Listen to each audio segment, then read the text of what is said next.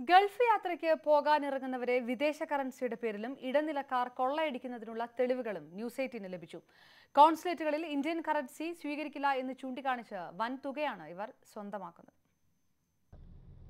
UAE കോൺസുലേറ്റിൽ അറ്റസ്റ്റേഷന്റെ നിരക്ക് 2700 രൂപയാണ്.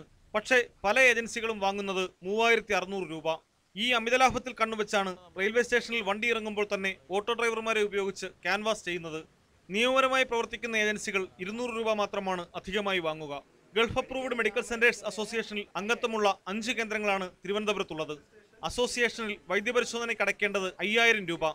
തുടർന്ന് ഇവർ മുൻഗണന നിശ്ചയിച്ച് പരിശോധനാ കേന്ദ്രങ്ങളിലേക്ക് ഓരോരുത്തരെയായി വിടും. ഇതേ പരിശോധന നടത്താൻ തിരുവനന്തപുരം നഗരത്തിലെ 2 സ്വകാര്യ ലാബുകൾ അന്വേഷിച്ചപ്പോൾ തുക അവർ പറഞ്ഞതിലും 2000 രൂപ കുറവ്.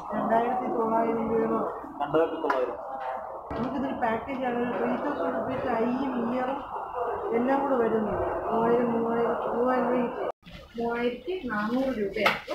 സർക്കാർ പൊതുമേഖലാ ലാബുകളിൽ അന്വേഷിച്ചപ്പോൾ തുക അതിലും താഴെ. വൈദ്യപരിശോധനാ സർട്ടിഫിക്കറ്റ് നൽകാൻ ഗൾഫ് രാജ്യങ്ങളിൽ നിന്നുള്ള അനുമതി വൻകിട സ്ഥാപനങ്ങൾക്ക് മാത്രമാണ് ലഭിക്കുന്നത്. ഇത് മുതലെടുത്താണ് ഈ ചൂഷണം. സർട്ടിഫിക്കറ്റുമായി അറ്റസ്റ്റേഷന് UAE കോൺസുലേറ്റിൽ പോയാൽ നേരിട്ട് പണമടയ്ക്കാൻ കഴിയില്ല. അതിന് ഇന്റർനാഷണൽ ക്രെഡിറ്റ് കാർഡോ ദിർഹമോ വേണം. ഈ സാഹചര്യമാണ് ട്രാവൽ ഏജൻസികൾ മുതലെടുക്കുന്നത്.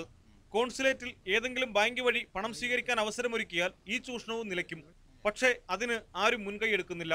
നോർക്കയും പ്രവാസികൾക്ക് വേണ്ടിയുള്ള വിവിധ സംഘടനകളും ഇക്കാര്യത്തിൽ മൗനം പാലിക്കുകയാണ്. തൊഴിൽരഹിതർക്ക് നേരെയുള്ള ഈ ചൂഷണം അവസാനിപ്പിക്കേണ്ടിയിരിക്കുന്നു. തിരുവനന്തപുരത്ത് നിന്നും ക്യാമറമാൻ ടിങ്കു രാജശേഖരനൊപ്പം പ്രദീപ്, ന്യൂസ് 18.